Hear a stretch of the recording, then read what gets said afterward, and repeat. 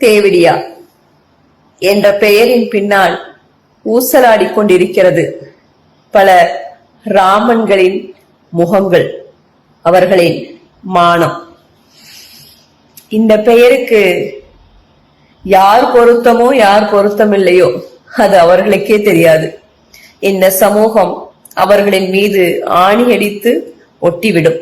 ஆனால் இல்லை என்று சொல்வதற்கும் ராமன்கள் உயிர்ப்போடு இல்லை, ஆமாம் என்று சொல்லும் ஊசலாடும் உயிர் ராமன்களும் இங்கு இல்லை. ஆனால் பெண்கள் மட்டும் எப்போதும் தேவிடியாக்களாகவும் விதவைகளாகவும் இன்னும் பல டேஷ் டேஷ் டாட் டாட் இல்ல சொல்லுங்கள். பெண் குலம் இல்லை என்றால் நீங்களா எங்க இருந்து வந்திருப்பீங்க? கருவறை, பெண் உறுப்பு, இதெல்லாம் உங்களுக்கு பாக்குறதுக்கு அருவருப்பா இருக்குல்ல? இப்ப நான் சொன்ன இந்த வார்த்தையெல்லாம் கேட்கும் போது உங்களுக்கு உடம்பு கூசுது இல்ல? அது மாதிரிதான் நீங்க எங்களோட தலையிலிருந்து கால் வரைக்கும் சில அங்கங்களை சொல்லுகிற பொழுது அது உங்களுக்கு உயிர் ஊட்டத்தான் என்பதை மறந்து விடுகிறீர்கள். பால் கொடுக்காம மார்புகளை அரித்தறிந்தால் இன்றைக்கு இத்தனை தருதலைகள் பிறந்திருக்க மாட்டார்கள். அவர்களை கொள்ளி வைக்காமல் விட்டுவிட்டதுதான் பெண்கள் செய்த தவறோ என்றெல்லாம் யோசிக்க தோன்றுகிறது.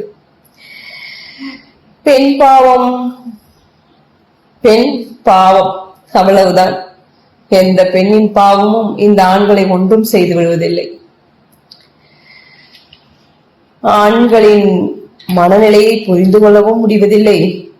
சில ஆண்கள் தருதலைகள் என்பதை நிரூபிக்கவும் முடிவதில்லை. பெண் ஆணாதிக்கத்திற்கு அடக்கப்பட்டவள், அடங்கி போகின்றவள். இதுக்கு கீழே நீங்க அதுதானே எழுத போறீங்க. புதுசா எதுவும் இல்லல? அம்மா தங்கச்சி அக்கா, இந்த டைலாக் எல்லாம் கேட்டு கேட்டு உங்களுக்கே பிடிச்சிருக்கும். எழுதும் போது உங்க விரல்கள் எழுதுது இல்லையா, அந்த சொல்லி கொடுத்த பாடங்கள் இருக்கு இல்லையா, அந்த ஆசிரியர்கள் நினைவுக்கு வரவில்லை. இந்த வார்த்தைகளை பொது இடங்களில் நீங்கள் சொல்லும் பொழுது உங்களுக்கு இப்பெல்லாம் சோறை திங்கிறதுல அதனால ரோசம், மானம், உண்மை. தேவடியாக்களாக நீங்கள் தொடர்ந்து பெண்களை வாழ வைத்துக் கொண்டிருக்கிறீர்கள். எத்தனை தேவடியாக்களை நீங்கள் உண்டாக்கி விட்டீர்கள் என்பதை மை கிரேட் ராமன்ஸ் நீங்க எல்லாம் தெரிஞ்சுக்கோங்க. ஒரே ஒருத்தர், ஒரே ஒரு ஆம்பளை, ஆமா நான் தான் அதுக்கு காரணம்னு இந்த உலகத்துல ஒத்துக்கிட்டது இல்ல. சோகால் அவ்வளவுதான். என்ன சொல்றது? இதெல்லாம் பேசணும் பேசக்கூடாதுன்னு தெரியல. எதையெல்லாம் பேச வைக்கிறீங்கன்னு பாருங்களேன். குடும்பங்கள் இல்லாமல் போனதும், கூட்டு குடும்பங்கள் உடைந்து போனதும் இப்படிப்பட்ட வார்த்தைகள் எல்லாம் பெண்களை நோக்கி பொறி வீசுற மாதிரி வீசுறீங்க.